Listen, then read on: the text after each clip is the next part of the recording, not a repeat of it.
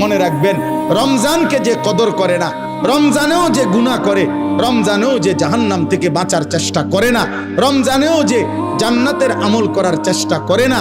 ভাই আমার, ছেলেরা আমার, বাবা আমার, পর্দার আড়ালের মা বোন আমার, সবাইকে এই শেষ কথা বলি। আল্লাহ রসুল বলছে, জিব্রাইল আইসা রমজানের শেষ দিন নবীজিকে আইসা বলে গেছে, ইয়া রসুল আল্লাহ, এত বড় রমজান পেল, ইফতার, সাহারি, তারাবি, এতেকাফ, শবে কদর, প্রতি ঘন্টা মিনিটে এত মাফ নেওয়ার সুযোগ থাকার পরেও যেই নাফরমান জাহান্নাম থেকে বাঁচার চেষ্টা করে নাই, গুনাহ থেকে আল্লাহর কাছে মাফ নেয় নাই, জান্নাতের